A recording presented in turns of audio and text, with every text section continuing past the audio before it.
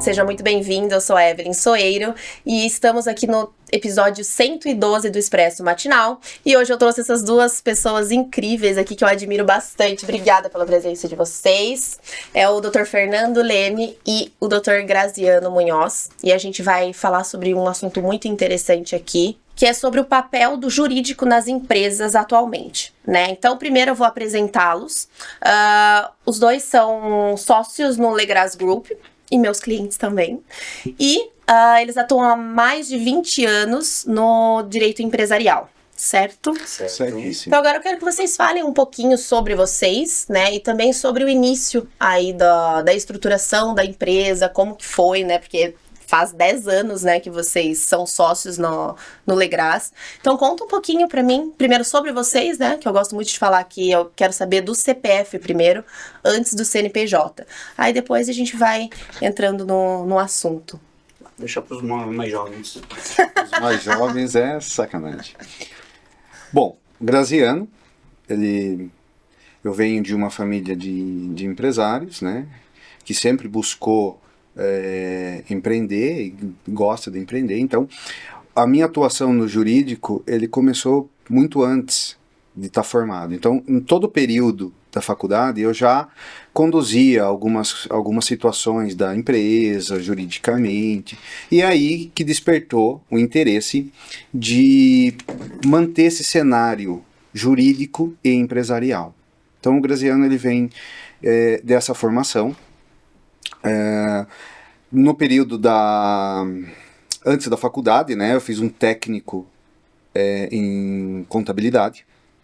Então, eu falei, contabilidade, ok. Eu falei, não, vamos um pouquinho mais, vamos ter um pouquinho mais de problema, né? Então, vamos abraçar os problemas. É aí a questão jurídica, eu fiz direito e segui essa carreira do direito empresarial. E logo após, né, o Dr. Fernando aqui, nos conhecemos na faculdade e já fazia alguns trabalhos juntos, depois de formado. E aí a relação foi crescendo até a gente ter uma estrutura de um escritório corporativo. Legal. Bem, eu não sou de empresários. Meu pai e minha mãe são professores de português. Então, no mundo em si, meu pai sempre teve uma insegurança inicialmente do empresário, porque era questão de instabilidade, bem na época em si, anos 80, 90, inflação, tudo. Mas daí eu fui para fora, intercâmbio. Lá, minha mãe hospedeira era advogada de família, mas não tive tanto contato com ela. Naquela época eu queria mais medicina. Tá? Tinha aquela paixão, medicina, tudo. Voltei, comecei a analisar, não era o que eu queria mais. Então assim, eu estava preparado para passar na faculdade, já estava em lista de espera em algumas faculdades. Eu parei com tudo, fiquei 2 semanas pensando o que eu vou fazer. Eu vi tudo. Falei, não, vou fazer direito. Inicialmente pensei em concurso, mas daí quando entrei no escritório, estagiário, gostei da parte de ser advogado. A gente cuidava de um banco, depois abrimos o departamento empresarial lá nesse escritório. Eu era a única pessoa em si que estava cuidando disso, e foi indo. Depois disso trabalhei em ONGs, cheguei a trabalhar no multinacional, coordenador de uma empresa, 2 anos e meio.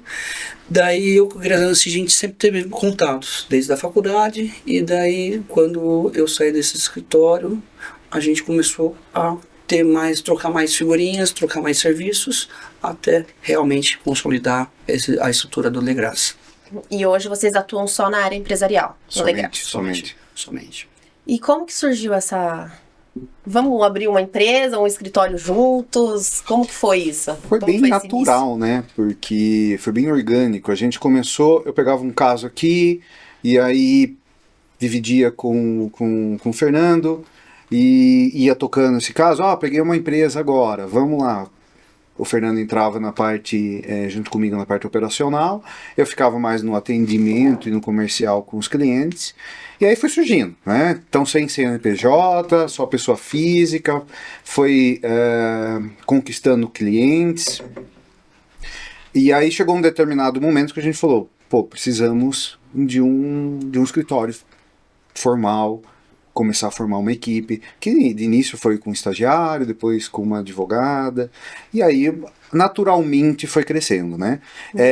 Da mesma forma que empreender no mundo, vamos dizer, natural, é difícil também empreender na advocacia. Então, são empreendimentos que a gente tem assim, a relação tanto com o empresário e a gente olha para o nosso negócio como um empreendimento. Por isso que ele cresceu organicamente e hoje a gente vê a necessidade de um marketing bom, vê a necessidade de uma contabilidade boa, de parceiros bons. Isso naturalmente como qualquer outra empresa. Isso vocês sentiram logo no início ou foi, digamos que de 2020 para cá que vocês sentiram uma mudança aí com o digital ganhando muita força, né?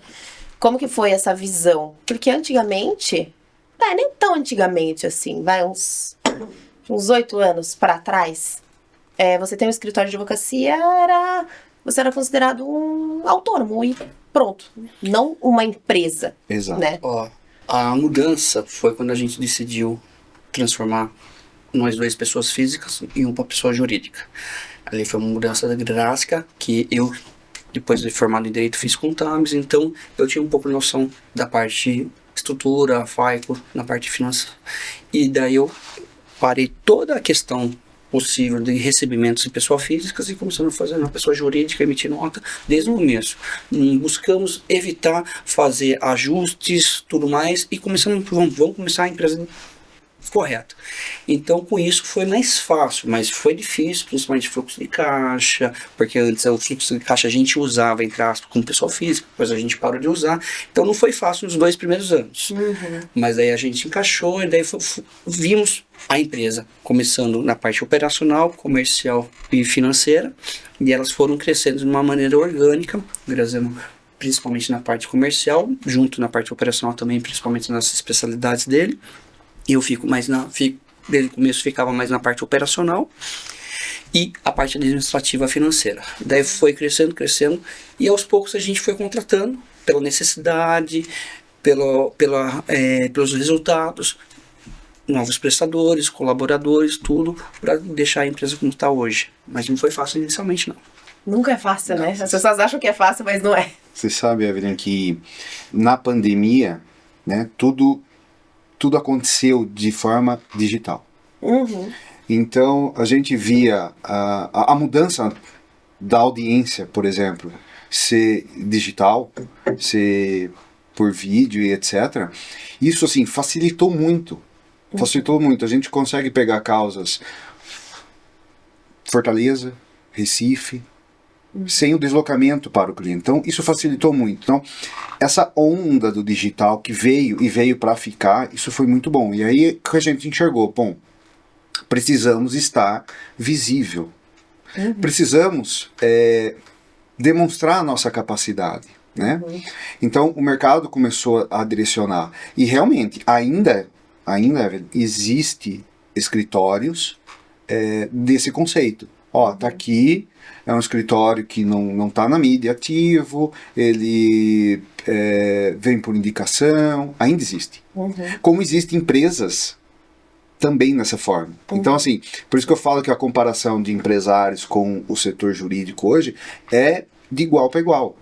Então, da mesma forma que existe empresa, existe o escritório que está lá parado no tempo. Eu chamo parado no tempo porque se você não evolui, você acaba morrendo.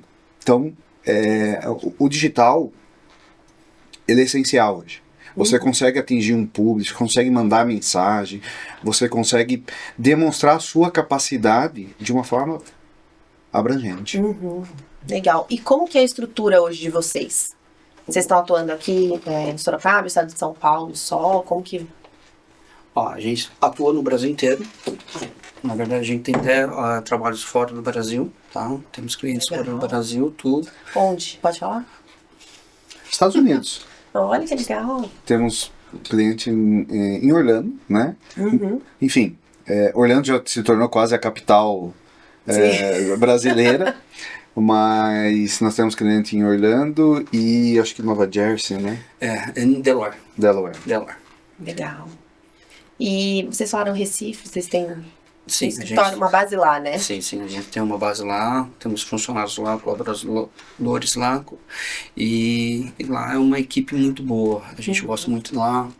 Estamos buscando crescer mais o mercado lá, a parte comercial lá, mas ainda tá como qualquer empresa embrionária, demora um pouco para dar os seus frutos. Sim, crescimento, né?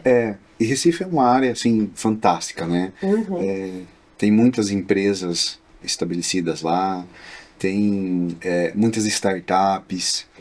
Acho Recife um polo muito importante. Então nós estamos lá e temos também em São Paulo, né? Na capital, uma unidade para poder atender os clientes de São Paulo e a região do ABC e etc. Legal. Mas nasceu em Sorocaba. O coração. Coração. Não adianta. E como que vocês veem o perfil do empresário hoje? Mudou muito o comportamento dele? Juridicamente falando, tá? Do comportamento dele dentro de uma empresa e pensando na área jurídica, no setor jurídico mesmo. Porque a gente vê que muitas empresas, elas acabam não pensando em muitas coisas, né? E o jurídico é uma delas. Acabam vendo o jurídico como um custo e um apagador de incêndio, digamos assim. Exato. Então, o que vocês sentiram aí, essa mudança no comportamento do empresário nesses últimos anos? Eu acho que a cada medida e cada tempo que for trocando, for ocorrendo a sucessão, né, de geração, a sucessão de gestores, está melhorando, vai melhorando.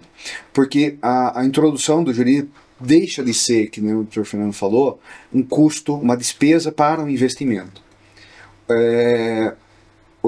Ontem mesmo recebi uma ligação de uma cliente que a gente mandou uma proposta. Ela falou assim, ela mesma se corrigiu, ela falou assim, eu vou pensar nessa despesa a mais. Daí ela falou, não, nesse investimento, porque isso vai alterando, né? Como eu havia dito, a empresa ou o empresário, ou ele está evoluindo ou ele está morrendo. Eu ouvi esses dias essa frase e falei, caramba, faz muito sentido. Ou ele está evoluindo ou ele está morrendo. E quando você pensa que o jurídico ele é só para pagar incêndio, isso é um erro crucial, porque o custo, hoje, o Brasil é um dos países que mais gasta com o judiciário. Nós temos um percentual do nosso PIB com despesa judiciária, e fora o fato que demanda tempo. Né? Então, a mitigação disso, do judiciário, do litígio, é super importante. E hoje ninguém mais quer ficar se desgastando com processo, com taxas, com honorários. Se desgasta muito. E aí entra o nosso papel de fazer com que o empresário enxergue no preventivo. Numa boa estratégia, num bom contrato. Vamos perder tempo em elaborar o contrato. A Bíblia Diniz dizia muito isso. Vamos perder tempo em elaborar o contrato para não perdermos tempo depois no litígio. E ele falou isso muito, o Abílio falou isso, que marcou para mim a questão lá do Pão de Açúcar Cassino. Que ele falou que o grande prejuízo dele foi não aceitar a outra parte e não bater de frente. E acho que é isso a cultura, a necessidade dessa mudança de cultura do empresário entender que, e do advogado também, entender que existe um negócio. Existe uma balança, o judiciário é uma balança.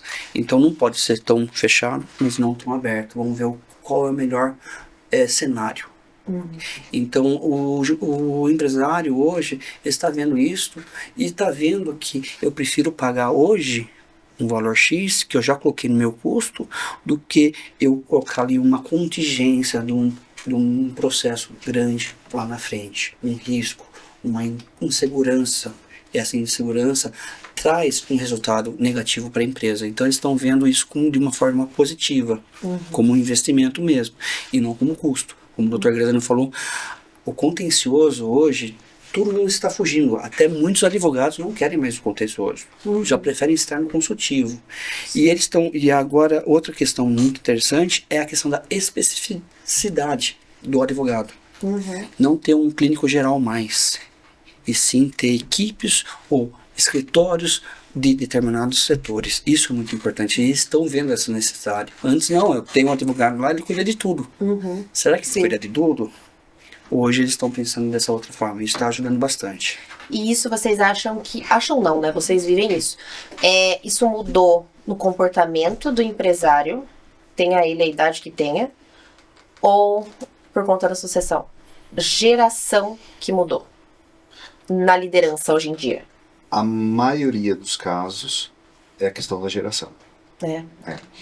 Porque para o empresário mudar uma geração anterior, ele tem que estar disposto a isso, né?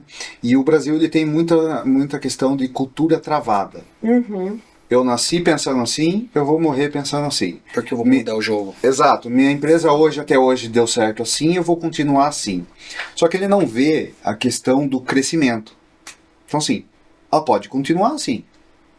Só que ela vai continuar assim ou você não está percebendo que ela está morrendo, né? Então, hoje eu vejo mais quando há uma sucessão, quando entra não, a palavra não é herdeiro, né? Porque existe a diferença de herdeiro e sucessor.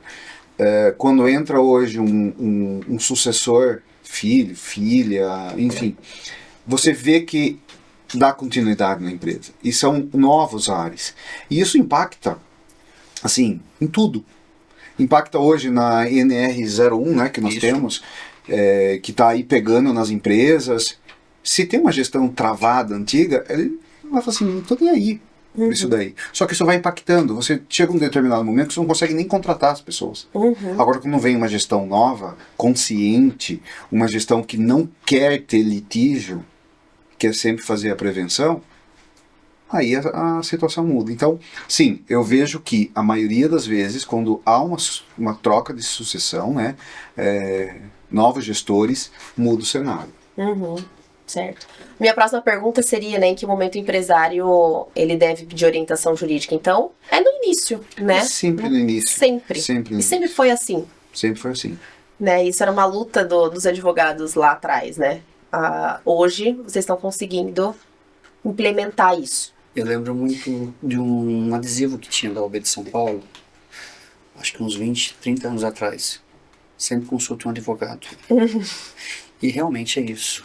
Acho que muitas vezes aqui no Brasil o advogado ele não é necessário para abrir uma empresa, e sim um contador.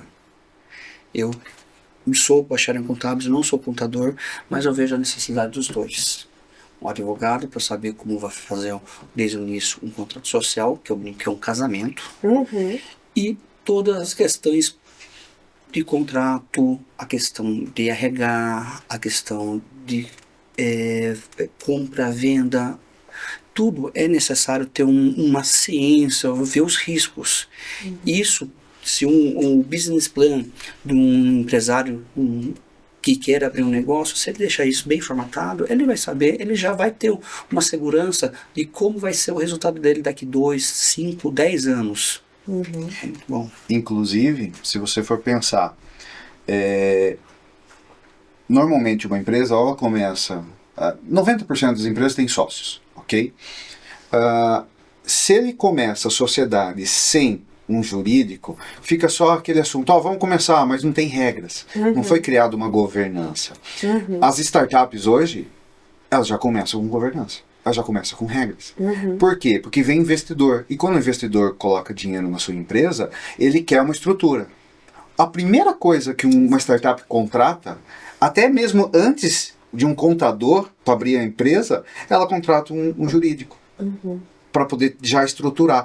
Eu vou captar dinheiro, ou a sociedade é eu e Fernando, mas vamos já criar regra, quando você pode entrar, quando você pode sair, qual é o percentual. Então, Associação também. Exatamente. Então, assim, são todos esses pontos que você, do início.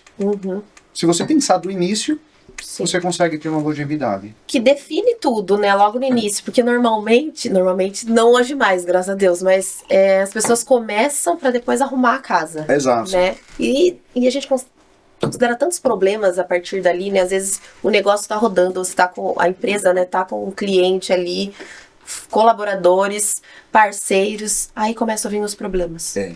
Né? Aí tudo, para resolver tudo isso. É bom para advogado financeiramente falando, que daí é mais problema, então os honorários aumentam mais. Só que para o empresário ali, às vezes até acaba não compensando. Por exemplo, quando a gente fala de contrato societário, Sim. né? Que aí às vezes problemas entre sócios existem muito. Sempre vai existir. Né? E você até falou, né? 90% ainda das empresas são formadas por sócios, né? Em sociedade, sim. não. Porque esses dias mesmo, uma pessoa me falou que a sociedade está caindo muito. As pessoas estão preferindo entrar sozinhas ou com um sócio investidor que não vai opinar nada da empresa, né? Justamente por conta desses problemas que as pessoas têm, né? De relacionamento, né? Que tudo acaba em torno do relacionamento. Sim. Então eu fiquei surpresa com esse número. De ainda existir muitas pessoas que fazem sociedade ali nos 50%, né? De tudo. E tendo as regras, né? Cada um fazendo o que precisa ser feito ali. Porque dentro de uma empresa são muitos afazeres, né? Muitas demandas. E aí, se fica somente no operacional, você acaba não criando estratégias, ou só apagando incêndio. Isso. Aí o empresário que fica apagando incêndio e chama o advogado para apagar incêndio, e só apagando incêndio e não tem a visão para crescer, né? Fica só focado no problema. Sim. Muitas startups abriram e fecharam por conta disso, né? Sim, sim. Erros iniciais, né? De estruturação. Exatamente. Nós atendemos hoje, acho que umas 3 startups no escritório. E é sempre um desafio grande atender startup, porque eles têm a ideia. E aí a gente tem que concretizar isso no papel, com uma governança, para que se dê certo, né? Uhum. E tem startups que têm projetos lindos, projetos sociais, né? Uhum. Então, mas precisa de uma estruturação jurídica. Ainda mais quando vem, né? Imagine, uma startup ela é pequena, aí vem um investidor grande, injeta dinheiro. Se você não está bem estruturado, esse investidor, se ele tiver alguma má fé, ele toma o seu empreendimento. Então, por isso que tem que estar estruturado. Exatamente. Vocês têm algum exemplo de alguma startup que vocês atenderam, ou que estava próximo de vocês ali, que acabou fechando por algum problema no jurídico? Ou alguma falta? Não, que fechou não. Não. As startups que eu tive assim, em contato, além dos nossos clientes, foi sempre de um amigo meu que sempre trabalhou para startups. E ele falava que a questão de startup, muitas vezes, a visão deles é faturar. Esquecem custo, esquecem manutenção, esquece tudo, é só faturar. Daí lá na frente, vamos consertar. Esse é o grande problema. Tanto é que 2 que ele saiu antes e foram fechadas. Por causa disso, uma inicialmente foi por causa da pandemia, que era a questão mais voltada da questão da mobilidade, então não teve como, encerrou. E outra encerrou por questão de mudança de comportamento da sociedade, entendeu? Mas a ideia pode ser maravilhosa, mas colocar no papel, colocar um planejamento, ela pode ser boa, mas não maravilhosa.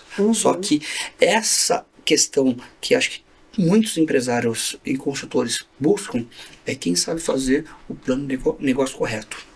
E colocar sempre um jurídico, um contador e um comercial, contábil comercial, para ter ideia realmente de como será esse negócio. Porque a taxa de mortalidade, falar sobre isso, de CNPJ é gigantesca no Brasil. Abre-se muito CNPJ, se fecha-se muito. Eu não me recordo do índice e nem do período, mas eu sei que em menos de 12 meses de aberto um CNPJ, ele fecha. O número é gigante. Por quê? A primeira coisa que ele pensa é: preciso de um CNPJ para faturar. Sim. E não faz um planejamento da empresa antes, não chama um jurídico para estruturar. Não, abre o CNPJ para faturar. Então, o índice de CNPJ encerrado é gigantesco no país. Mas isso é uma questão cultural, né? De não planejar. Sim. Vocês sentiram que na pandemia os clientes de vocês... não sei os clientes de vocês, mas muitas empresas fecharam, isso a gente sabe, né? Mas da carteira que vocês tinham na época, muitos foram prejudicados ou não? por conta dessa organização, né? Dessa ajuda, suporte que vocês dão, né? A eles. Como que foi esse cenário para vocês na época? Vocês lembram? Olha, o índice de empresas, clientes nossos que fechou foi baixíssimo. Baixíssimo.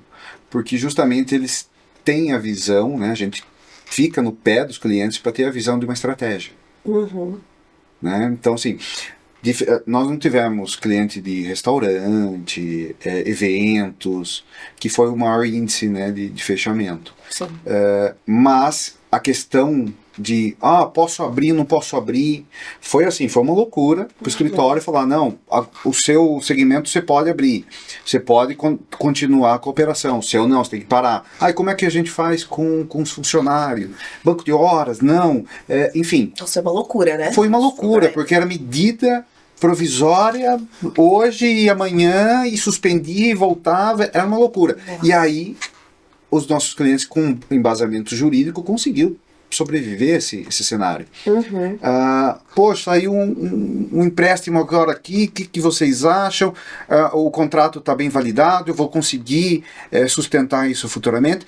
A gente trabalhou que nem loucos para poder manter. Então, uma observação muito importante, que acho que quase 100% dos nossos clientes não tiveram nenhum impacto na questão de reclamações trabalhistas decorrente às alterações que a gente fez seguindo as medidas provisórias. Então, tudo que a gente fez de acordos, alteração do contrato, tudo teve, acho que, impacto em reclamação trabalhista baixíssimo. Por quê? Porque eles escutaram a gente. Exatamente. Nossa, eu imagino vocês contando agora na época. Não, foi loucura. E todo mundo no home office. Exato. Né? Complicou muito. Porque o digital, né? O jurídico começou em 2016. Começaram alguns processos ser digitalizados. O menos pior pra gente foi o seguinte, que a gente já tinha o sistema na nuvem, sistema web. Então, trabalhando em casa ou trabalhando no escritório, não impactava na questão da infraestrutura do escritório. Isso foi uma salvação pra gente, que no dia que, em março, quando teve a pandemia, falando, não podem vir mais pra cá. Então, a corrida para a estrutura do escritório, graças a Deus, a gente não teve essa preocupação.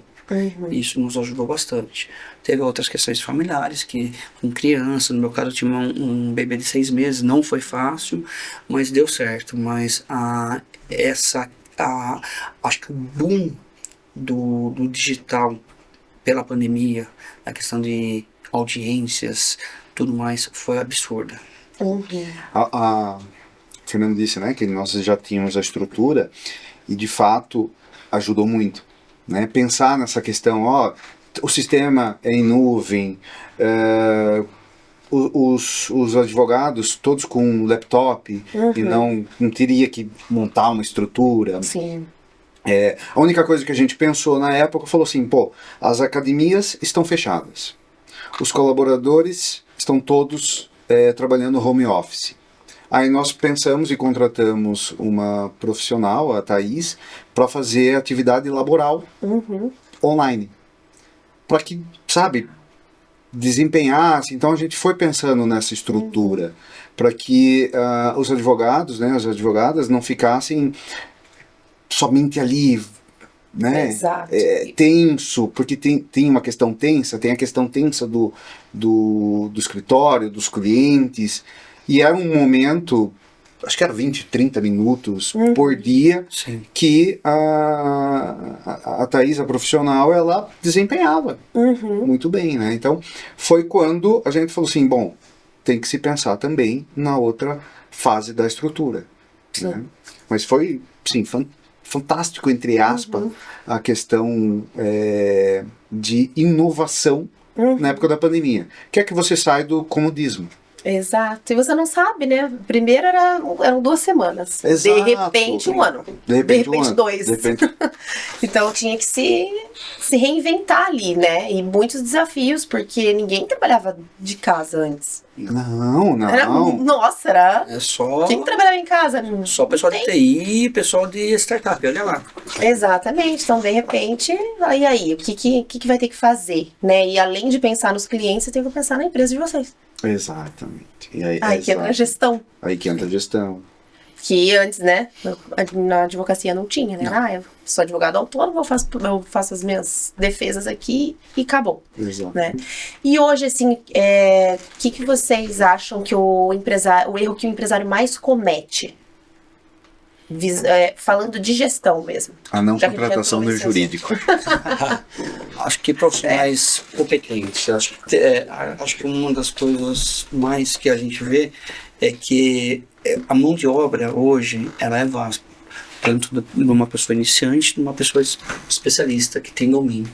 E eu acho que eu vejo muitas vezes que o empresário, ele fala, não, isso aqui não é tão importante, vamos contratar um profissional que não, de outro setor, ou que não tem conhecimento, ou que tem baixo conhecimento, mas não sabe conduzir da melhor forma aquele cargo, aquela função.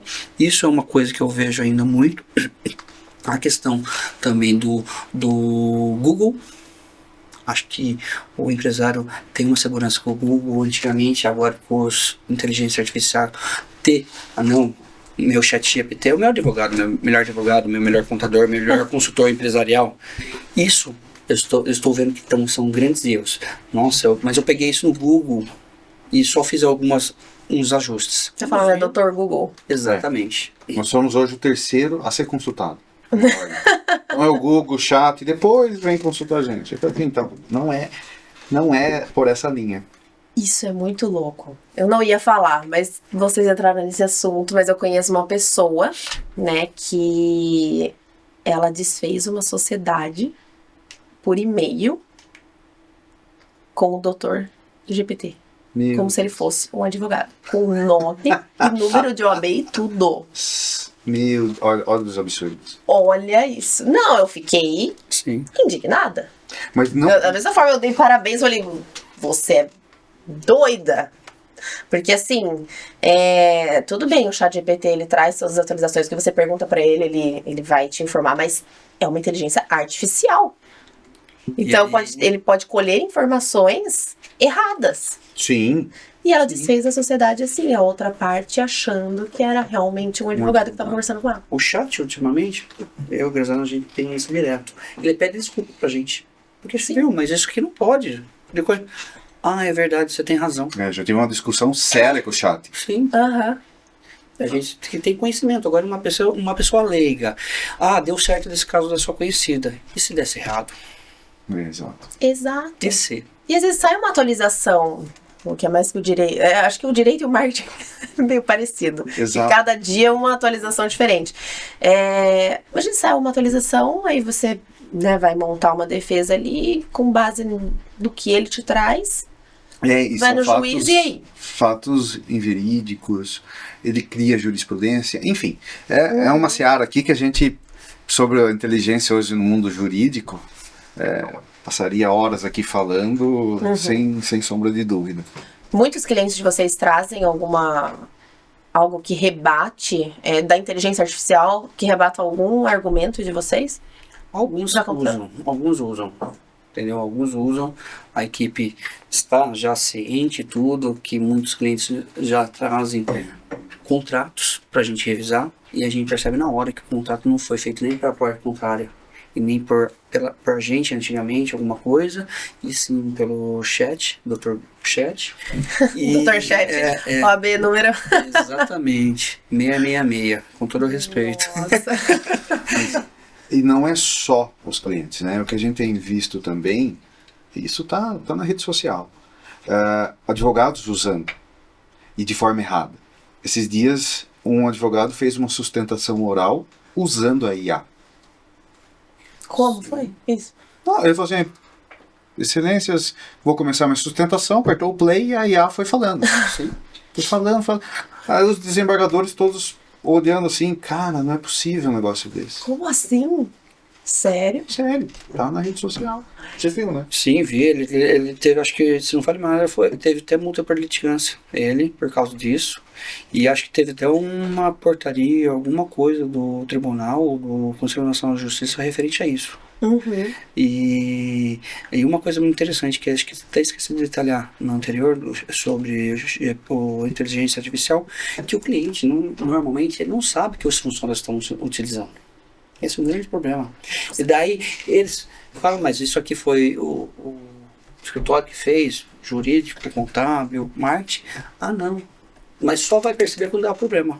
Uhum. E acho que a insegurança não é do empresário em si, é dos funcionários e o empresário não ter essa reticência. E tem muito disso. Né? Sim, principalmente do empresário que não está diretamente no operacional, né? Vocês hoje não estão diretamente no operacional. Ou vocês ainda... Vocês estão. Sim. Por esse receio? Ou... Não, por uma questão de Acho. customização. Uhum. Então, por mais que o profissional, o advogado, ele desenvolva uma peça, isso passa pela gente para validar o nosso conceito, né?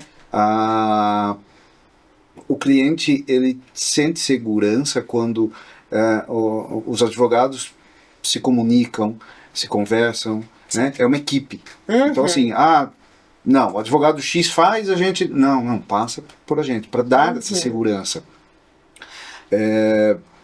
O cliente ele precisa disso, né? Então essa questão da gente uma alfaiataria, né? Então se a gente for comparar o escritório, não é uma loja de departamento, sim uma alfaiataria. Então a gente consegue olhar para a peça e falar assim, ó, vamos por esse lado, vamos por aquele, tá correto. Os nossos advogados são super capacitados, todos. Então por esse motivo a gente perde-se menos tempo em revisando, porque vem tudo conforme a gente combinou, conforme a legislação pede, o melhor para o cliente. Entendi. Hoje vocês têm advogados de qual geração? Qual faixa etária, assim, Olha, vou até pegar mais geração Z, mais... porque Quase tem isso por 50 conta do anos. comportamento, né? Quase 50 anos e quase 25 anos, para não falar as idades exatas. De 25 a 50. De 25 a 50. É uma boa faixa etária. 22. Ah, é 22, verdade. 22. Verdade. Eu pensei que era 25. E é muito discrepante o comportamento? Ó, Profissional, eu digo. eu vou falar para você, essa pessoa de mais nova, ela parece que não é da geração dela. Tanto é que isso eu pontuei nas 2 entrevistas que a gente fez com essa pessoa antes mesmo de contratar. É uma pessoa de outra geração, parece a geração nossa. Sim. E a gente até comentou com essa pessoa isso numa das entrevistas, e tanto é que a gente gostou muito e contratamos. Mas a gente tem uma sinergia muito boa com nossa geração. Claro, isso é fato. Então, as pessoas da nossa geração, que é o 40 mais, vamos dizer assim, flui muito bem. Isso porque nossa gestão também é uma gestão aberta. O Fernando até brinca, né, que não tem portas. Você quer falar alguma coisa, entra, fala, não tem que marcar horário, pedir licença, enfim, é muito aberto. Então nós fazemos com que os advogados não olhem nós como o sócio, isso aqui, não. Porque aí o trabalho flui. Sim, muita coisa muito mudou, né, disso. Sim. E a geração ajudou. Exatamente. Né? E a gente pede muito disso, como o Graziano falou, para não perder tempo. Porque às vezes o Dr. Graziano, já temos uma ideia, ou já temos como experiência um prazo, ou um contrato que já passou para a gente próximo a isso. Então é muito mais fácil a gente passar esse start pro nosso colaborador do que deixar eles se virarem. Isso pra gente não vale a pena, tanto para nós quanto para o cliente. Vai demorar mais tempo, vai demorar para o trabalho ser entregue, e talvez dando esse start inicial, o advogado vai ter mais propriedade de fazer um trabalho melhor. E como que é a relação de vocês com o cliente de vocês? Hoje vocês Porque eu vi até uma pesquisa esses dias que muitos empresários criam uma amizade com os clientes, né? Por conta disso, porque tudo é relacionamento, tudo é comportamento humano. Exato. Né? Então, e isso muda a cada década, digamos assim. Vocês sentiram essa mudança também e vocês mudaram o comportamento de vocês para com o cliente de vocês? Ou isso é algo de vocês mesmos? Assim, eu gosto de ser um pouco mais distante, eu gosto de ser mais próximo dele. Como que é isso? Os clientes nossos, ele tem essa questão de aproximação, né? Então, é contato direto com o Fernando, contato direto comigo. A gente acaba quebrando essa barreira de, olha, advogado, vamos falar com ele só, a questão jurídica. Não, às vezes o cliente pede para ir lá para conversar outros assuntos, né? Aí sai almoçar, sai jantar. Então, a nossa aproximação com o cliente é muito próxima. Igual a nossa, né? É igual a nossa, exatamente. Então, assim, porque como que nem você falou, é uma questão de relacionamento. Né? Se você... primeiro que os nossos clientes não são clientes companhias grandes. Que aí tem CEO, financeiro, aqui, segunda a sexta, ponto. Né? Então, não, a gente fala direto com o empresário, direto com o sócio fundador. Ele quer essa aproximação. E eu acho super saudável. Porque você consegue enxergar a dor dele. Quando você tem essa aproximação com o empresário. Sim, enxerga, você fala assim, pô, eu tô me colocando no seu lugar. Isso realmente é ruim, vamos tentar consertar.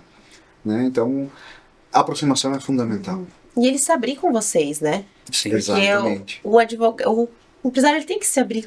Tem que ter 100% confiança. no advogado, tem que ter confiança no advogado. Porque qualquer problema que dê, é vocês que vão resolver.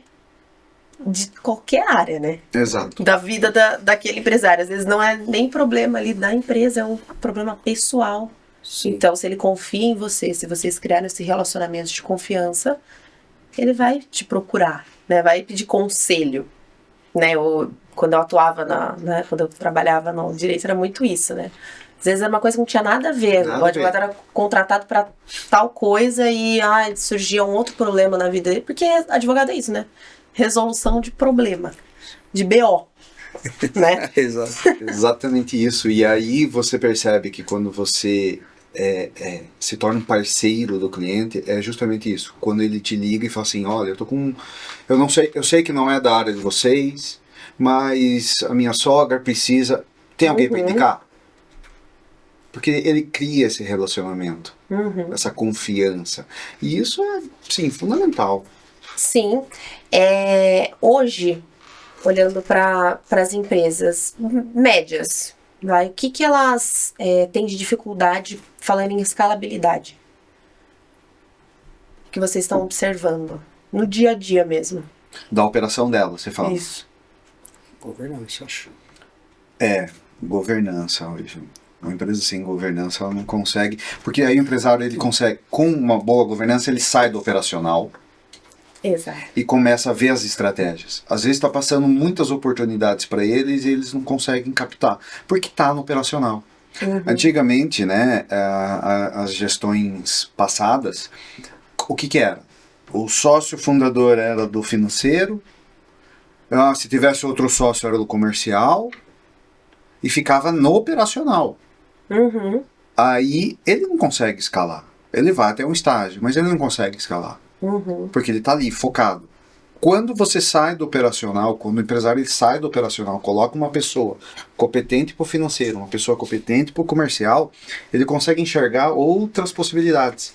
Aí ele escala. Aí ele fala assim, pô, vou aproveitar aqui a minha frota para fazer esse produto aqui e entregar também, ou fazer uma collab, ou fazer, enfim, é quando você sai do operacional. Aí você vê a empresa crescer. Pode ser uma empresa familiar, pode ser uma empresa pequena. Se ela sai do operacional, ela consegue escalar. Eu brinco, quantas vezes um técnico joga num time? Dificilmente. E quando joga, ele não tem aquela visão. Então tem que estar fora para saber um momento mexer uma peça ou outra, ver lá na frente, observar o time oposto, o contrário, para ver o que pode ser feito. A estratégia, planejamento. Se você está no jogo, você não vai conseguir olhar nem para o seu colega direito.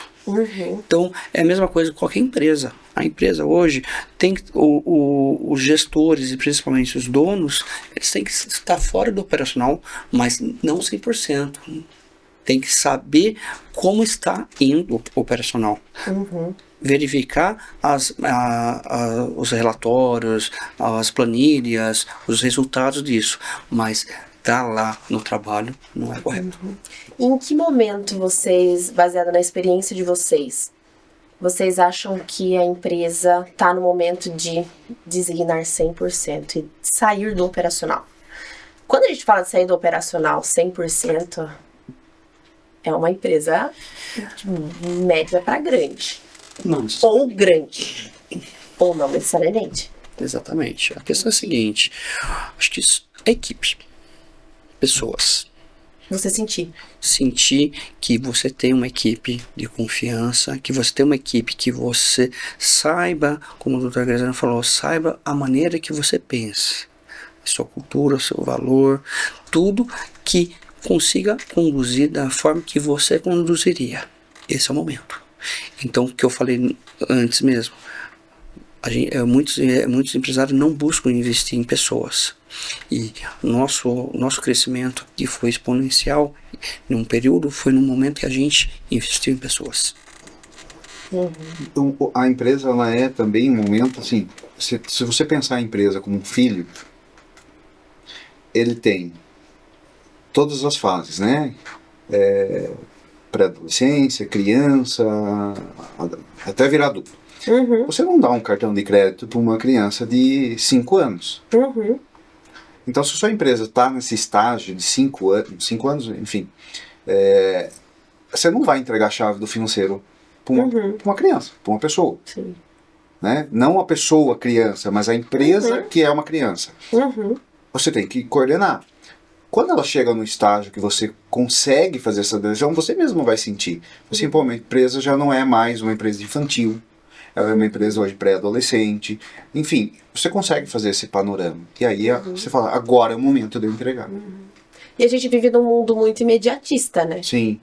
Não sei se é cultural do Brasil ou se o mundo mesmo tá assim, né? Então todo mundo, um ano a minha empresa já tem que estar rodando firme, forte, milionária, né? Atingiu 6 dígitos em um ano. Mas isso é muito a mídia, viu? Exatamente. A mídia, comparação. A rede social que está impondo isso, está tentando impor isso. Né? Então, se você falar de uma empresa que não está nas redes sociais, ela vai ter que seguir um padrão normal de crescimento. Que é? Que é demorado. É demorado. Acho que o que tem essa questão imediatista é a questão da excelência também. Não aceitar erros, não aceitar prejuízos, não aceitar perdas. Isso o empresário tem que aceitar. Acho que os grandes empresários já quebraram a maioria das vezes. Isso fez ensinar. E acho que hoje a não aceitação dessa derrota é muito sério. Então, nós, no escritório, eu Graziano, a gente tem uma estrutura, tem um pensamento mais conservador em muitas coisas que a gente poderia estar lá em cima, mas poderia estar lá embaixo. Então, acho que porque nossa geração e nossa visão é dessa forma. Agora, você tendo um profissional um empresário que quer ser imediatista, ou ele tem que ter um bom embasamento, bons profissionais juntos, e saber investir, saber do risco, ou ele não vai. E a maioria dos empresários, né, a maioria das empresas no Brasil, não cresce já com capital, não nascem com capital. Nascem com capital pequeno. Sim. Então, a manobra no financeiro, por exemplo, é gigantesca. Agora, quando uma empresa cresce com capital já robusto, aí sim podemos falar, poxa vida, será que dá para começar a delegar? Porque daí, que nem o Fernando falou, ele já começa com captação de pessoas. e pessoas boas. Exato. Mas daí tem recurso. A maioria das empresas do Brasil começam do zero. Não tem Nosso recurso. caso também. Nosso caso. Então, demorou pra gente conseguir capital pra contratar uma pessoa, 2, 3, 4, até o que a gente tem hoje. Não foi fácil. Você falou, né, de que as pessoas se frustram muito rápido, né, Demais. hoje. Então, assim, hoje elas não aceitam, por exemplo, falir e errar. Meu, tá tudo bem. Tá tudo bem. Você aprende errando também. Exatamente. Né? Não você aprende com o erro, você aprende acertando, obviamente. Só que aquele erro você não vai cometer mais. Eu sempre falo pro meu time, né? Façam, né, Alessandra? Cometam erros novos. Erro Exato. novo tá ótimo. tudo certo. Agora, cometer o mesmo erro não dá. Né? E tá tudo bem, nós somos seres humanos, a gente vai errar até o fim da nossa vida, né? Só que hoje a gente tem a mídia que ajuda também com relação a isso, porque muitas pessoas, elas trazem, muitos empresários, eles trazem os desafios, né? E os erros que eles cometeram, Sim. só que muitos são ilusórios. Né? A gente vê muito guru aí que inventa algumas coisas e vende isso, não é só pra vender curso, né? Isso tá errado, por isso que você tem que ter um bom mentor. Mas essa questão que eu perguntei pra vocês até de imediatismo, porque todos nós temos um pouquinho de Sim. imediatismo. Sim. Eu sou super imediatista. Não imediatista, eu respeito o processo. Eu sei que né, a gente tem que caminhar, a gente tem que. Não pode meter os pés pelas mãos, né? A gente tem que trabalhar da melhor maneira possível. E o retorno ele vai vir. Só que aquela ansiedade que muitas vezes a mídia coloca. Exato. Olha, aquele fulano, ele conseguiu em menos tempo. É. Ciclano, às vezes o ciclano, ele 10 anos pra ele conseguir chegar onde ele chegou. Mas o outro que conseguiu em um, pelo menos é o que ele mostra. É isso que a mídia, né? A mídia, quando fala da rede social e etc., trouxe. Tem um lado bom e tem um lado ruim, né? Uhum, Mas exato. acaba atrapalhando um pouco o pensamento do empresário. Uhum, entendi. Bom, olha, 1h30. Você Deu. viu só? Agora vamos para a pergunta final. Eu quero que vocês respondam com a maior sinceridade do mundo, tá? Se vocês pudessem dar um conselho direto pro empresário que está ouvindo agora nesse podcast, o que vocês falariam? Qualquer coisa. Seja ele iniciante, seja ele já em processo há um tempo, seja grande empresário já, fiquem à vontade. Vocês estão com a palavra.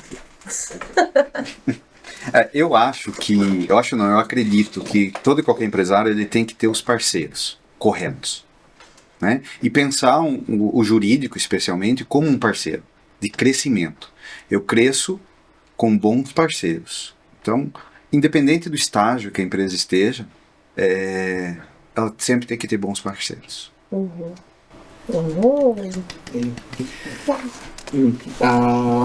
Acho que equipe, parceiros, eu vejo isso numa grande necessidade, mas acho que a estrutura do empresário, saber que vai ter quedas, vai ser frágil, vai ter frustração, ele tem que entender que isso com maturidade, para saber se projetar, se planejar. Acho que o detalhe que tivemos muito aqui hoje foi a questão de estratégia, planejamento e confiança. Acho que são as três frases, pilares muito importantes para o empresário. Então, tendo isso, com certeza vai voar. Perfeito, olha! Muito bom. Gente, muito obrigada pela presença de vocês. Foi um prazer recebê-los. Eu tenho maior admiração por vocês, tanto como pessoa, como profissionais mesmo, né? A gente tem aí uma relação profissional, né? Vocês são meus clientes, a gente tem uma troca muito boa, um relacionamento muito bom que a gente está construindo aí, né? Sempre. E receber vocês aqui nesse projeto novo tá sendo uma honra mesmo. E eu desejo todo o sucesso do mundo. Obrigada, obrigada mesmo. E que vocês cresçam muito, muito, muito, mais do que vocês já são, né? Porque eu vejo vocês muito como um espelho também, porque a gente aprende, né? Muito. Né? Eu e a minha equipe, a gente aprende muito com vocês. Então, muito obrigada, tá? Eu que agradeço, parabéns pelo podcast, tá? E a gente não vai crescer sozinho, pode ter certeza que você vai estar com a gente. Ai, fico muito feliz. Eu também agradeço aí em nome de toda a equipe, todo o escritório, por estar desenvolvendo esse marketing hoje porque nós tínhamos uma outra visão de marketing, uma coisa chata, não, está sendo muito evolutivo para todos nós. As iniciativas que você vem fazendo é muito bacana, sabe? É muito bacana. A gente tem sentido muitos feedbacks bons sobre as nossas postagens hoje, e o podcast agora, sensacional, sabe? Sucesso, e esperamos voltar mais vezes. Muito obrigada. Voltarão. Vamos trazer outros temas também. Vou trazer aquele dia de vocês, que é a Alessandra, que está ali, né? Vai sair aqui, vai sair a vozinha, né, Alessandra? Então, muito obrigada, tá? Até pela equipe também. Todos gostam muito de vocês, tá? E é isso. Obrigado. Obrigado. E o Expresso Matinal vai ficando por aqui. Um beijo, um queijo e até o próximo episódio.